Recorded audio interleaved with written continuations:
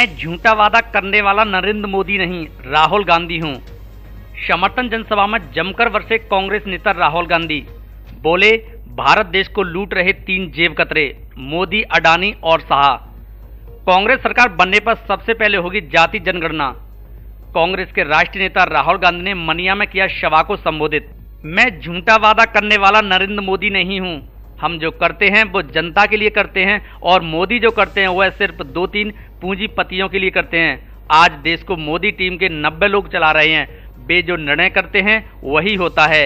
ये बात कांग्रेस के राष्ट्रीय नेता एवं पूर्व राष्ट्रीय अध्यक्ष राहुल गांधी ने धौलपुर जिले की राजाखेड़ा विधानसभा के मनिया कस्बे में बुधवार को आयोजित जनसभा में संबोधित करते हुए कही। राहुल गांधी यहां कांग्रेस के राजाखेड़ा प्रत्याशी रोहित वोरा, धौलपुर की प्रत्याशी शोभा रानी कुशवाहा, बाड़ी के प्रत्याशी प्रशांत परमार और बसेड़ी के कांग्रेस प्रत्याशी संजय जाटव के समर्थन में सभा को संबोधित कर रहे थे।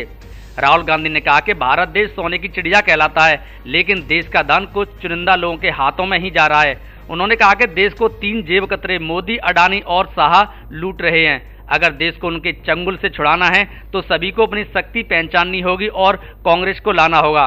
इससे पहले कांग्रेस नेता राहुल गांधी हेलीकॉप्टर से जनसभा स्थल पंडित दीनदयाल उपाध्याय स्टेडियम मनिया पहुंचे, जहां कांग्रेस नेताओं और प्रत्याशियों ने अगवानी की और उनका स्वागत किया।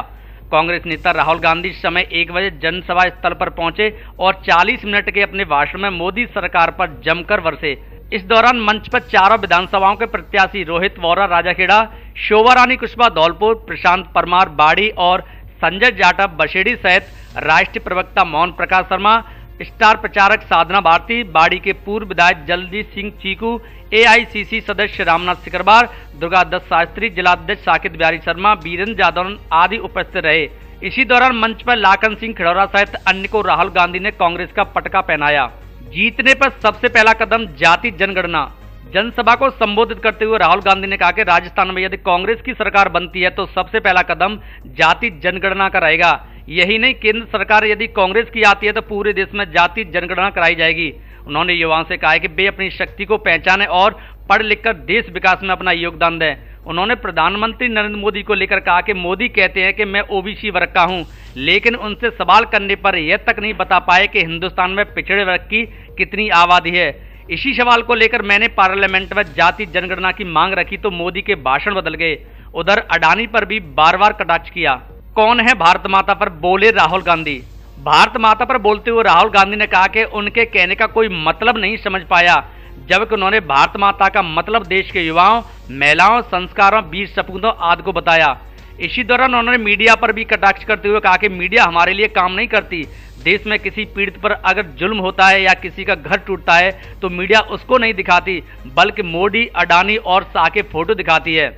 सरकार आई तो जनता को देंगे ये तोहफा।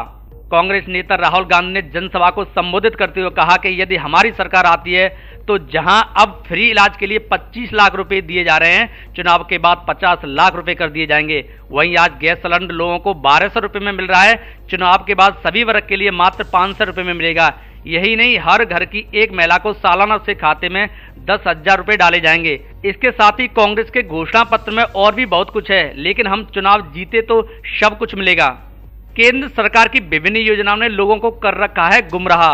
कांग्रेस नेता राहुल गांधी ने जनसभा को संबोधित करते हुए कहा कि फसल बीमा योजना में जो कुछ भी है जीएसटी का खेल है। लोगों से जीएसटी के नाम पर पैसा लिया जाता है और वही पैसा कुछ चुनिंदा पूंजीपतियों के जेब में चला जाता है। उन्होंने अग्निवीर योजना को लेकर कहा कि मोदी सरकार ने युवाओं के सपने नष्ट नाबूद कर दिए हैं। जो युवा सुबह 4 बजे जाकर देश सेवा के लिए अपने आप को तैयार करते हैं और इस देश सेवा की खातिर शहीद होने के बाद भारत माता उनके परिवार की जिम्मेदारी उठाती है, आज उसके मायने ही बदल दिए गए हैं और 4 साल के लिए सेना में भर्ती कर युवाओं को अपाहिज बनाने का काम किया जा रहा है।